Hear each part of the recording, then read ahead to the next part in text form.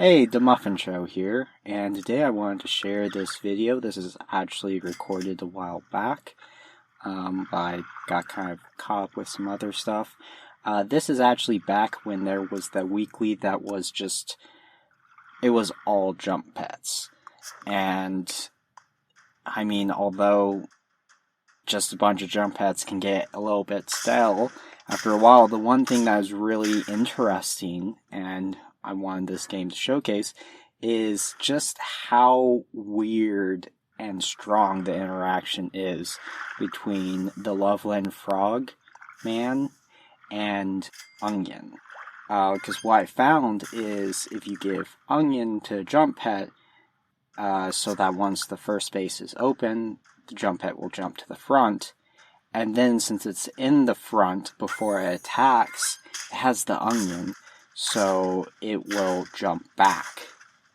And then what makes it really weird is it seems to be completely random, because sometimes the game will then count the space it just left, the front space, as empty, and it will immediately jump back.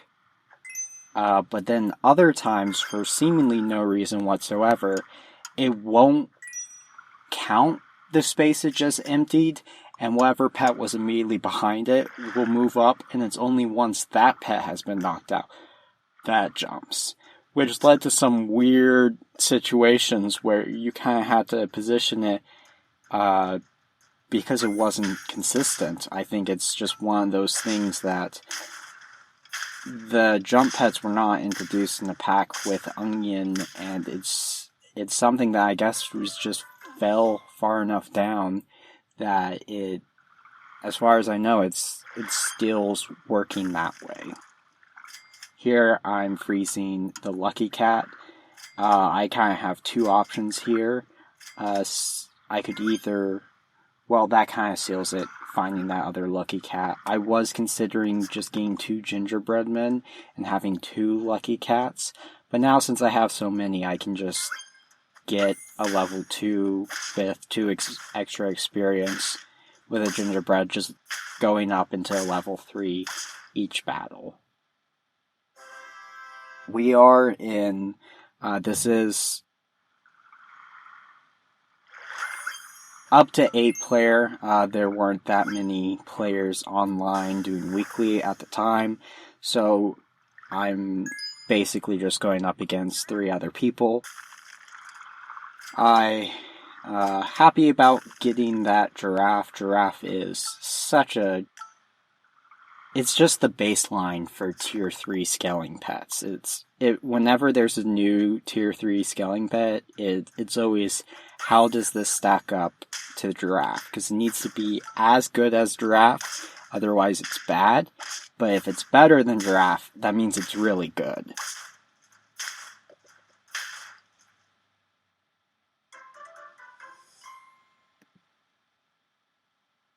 Also, I'm excited.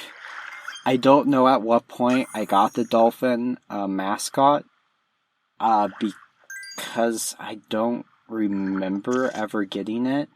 There was a period of time where I have so many treats in this game from just playing a whole bunch. I've been playing this for quite a while, and yet I could just never get a mascot.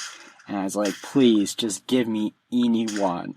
Ideally, I'd want the T-Rex, because that's my favorite one. I like how that looks the best. We never really advanced past that stage of dinosaurs are really cool. Because they are really cool. And I'm not going to apologize for liking dinosaurs. Because you should like dinosaurs too. And if you don't like dinosaurs, not all of us can have good taste, but I'll just have to live with that. Anyway, I never actually talked about the second part of this game, which is besides the Onion Loveland Frog shenanigans, the one other thing that was really cool and really interesting interaction is pairing up a whale with the hydra, because you are offered the well so much earlier that then if you level that up to level 3, as soon as you find a hydra, you just stick that in front of it, and the well will spit out a level 3 hydra that's going to be a 30 attack pet that then when it gets knocked out is going to spawn 3 15/15s. It's really strong considering how easy it is to set up, and was the main other thing in this weekly pack that was a lot of fun to try and set up and pull off.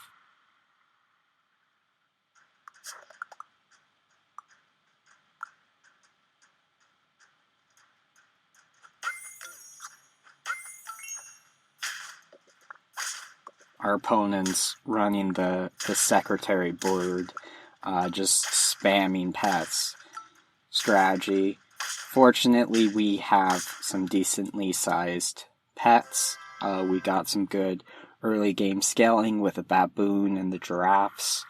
Currently at level 2 with the giraffe. This is a situation where it doesn't really matter what I feed to the well. It is probably worthwhile to just feed something to the well, but that's kind of our flex spot currently. We do find the onion and the Loveland frog. I should have froze whatever the little mouse thing was, because the problem with the brain cramp is it will replace its food with watermelon, which would normally be a good thing, but trying to get multiple triggers off of onion means that I just need a pet that will jump, and I froze the wrong thing here, and that's going to slow down my ability to just scale a jump pet like to crazy proportions.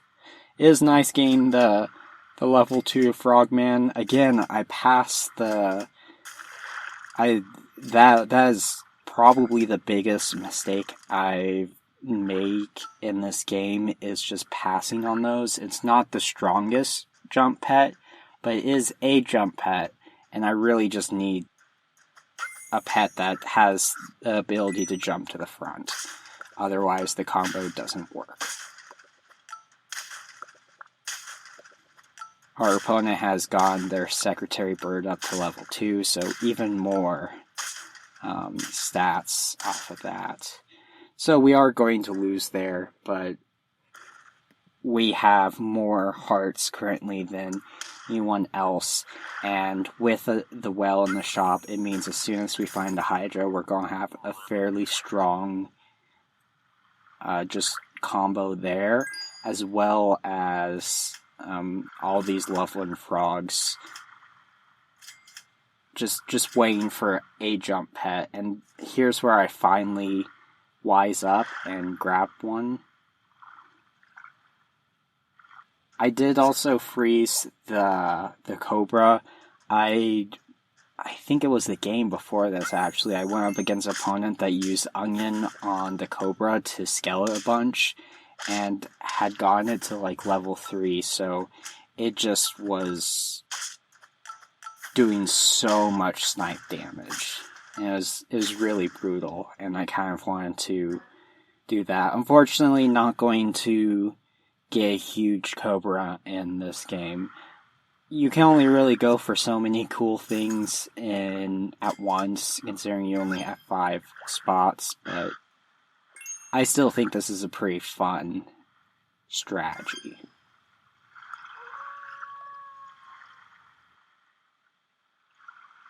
Here we're going to have the well eat the wolf. The wolf's a pretty good target there, and although I should have moved the lucky cat to the front, because now it won't be able to, the wolf out of the well is not going to be able to summon all 3 pigs. It'll only have 2 pigs, which, yeah, it's a little unfortunate, but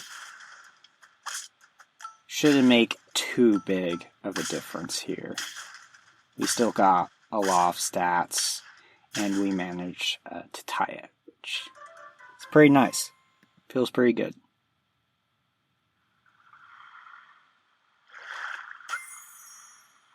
And I finally hit the level 3 Loveland Frog, and with all those chocolates in the well, we're getting well set up for